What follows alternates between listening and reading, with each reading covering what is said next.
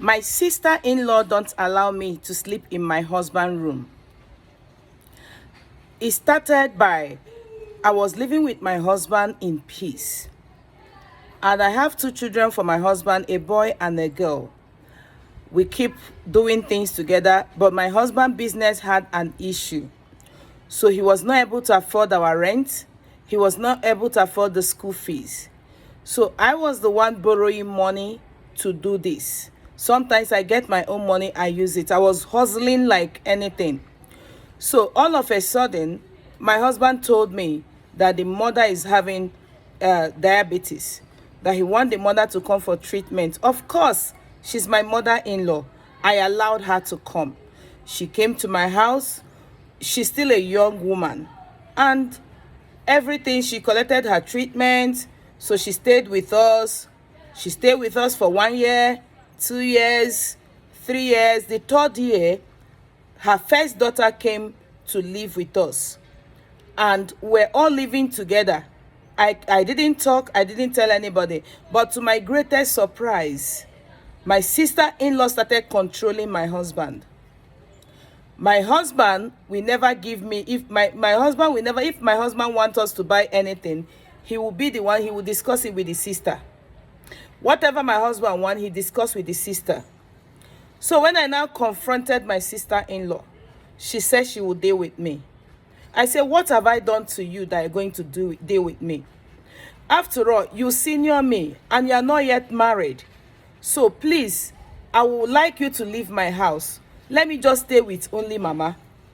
This lady scatter everywhere. And my husband said, no, I shouldn't say that. That's her sister. I now calmed down. From there, she started making trouble. Before you know it, my business started having problem and my husband's own is now coming back. So my husband is now the one giving us money for feeding. Instead of my husband to give us money for feeding, he will go and give it to the sister. And the sister will go to the market and bring it home and cook.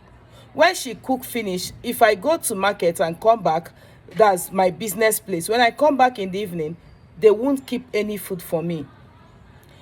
So one day, I have a very big issue with my sister-in-law. My children, they close from school. And my son, I discovered my son took position of 9th out of 25 people in the class.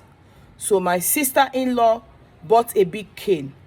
She beat this boy to stupor.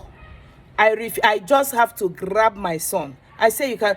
She was lamenting that is money that the brother supposed to use and train her in university, that they are wasting on this big head.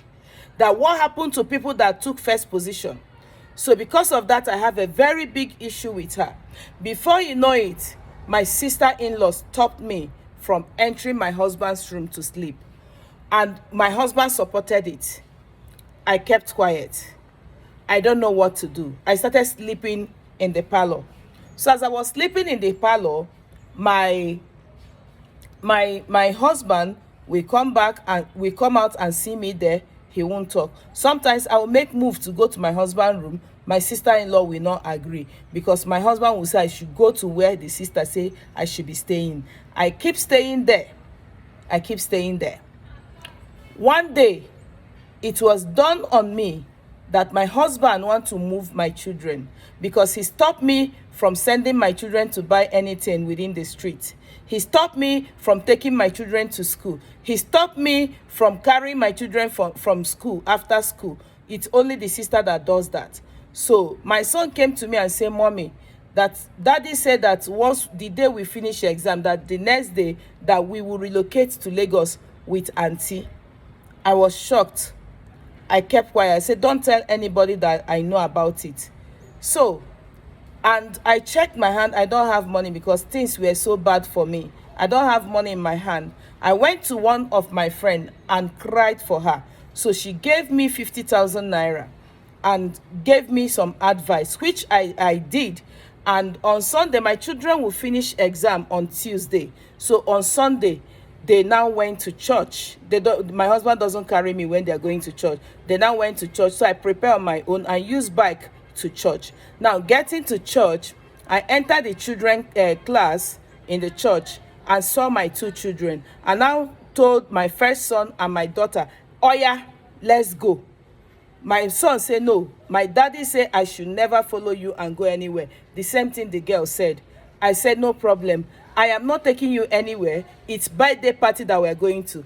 That's how I carried them, as if we're going to birthday. I entered bike to one location, from one location to another location, and I ran away with the children because they are the only children I have in my life. So I cannot, for any reason, even though I don't have money, allow somebody to carry my children that will never see them again, because my son said that their dad said that I will never see them again. So that's why I went and took that, decision and carried them. Now, I ran to a place and stayed there for 2 weeks. So I was sustaining myself with that 50,000, and it was a single girl. I went to her house that accommodated me. She left her house for me and my children. So that's how I stayed there for 2 weeks. After 2 weeks, I now on my phone. You understand? When I now on my phone, I now inform my family that this is what is happening. This is what is happening. That my mom said I should come back to East with my children. That let the man come. So I came back to East, and all of a sudden, after 1 year, I heard that my husband's sister died, So my husband started calling me that he want me to attend the burial of her sister. I was like, what happened? He said that just like that, she said she hit her leg. The leg was swollen. She was taken to General Hospital in Kubu, General Hospital, and that's how she died.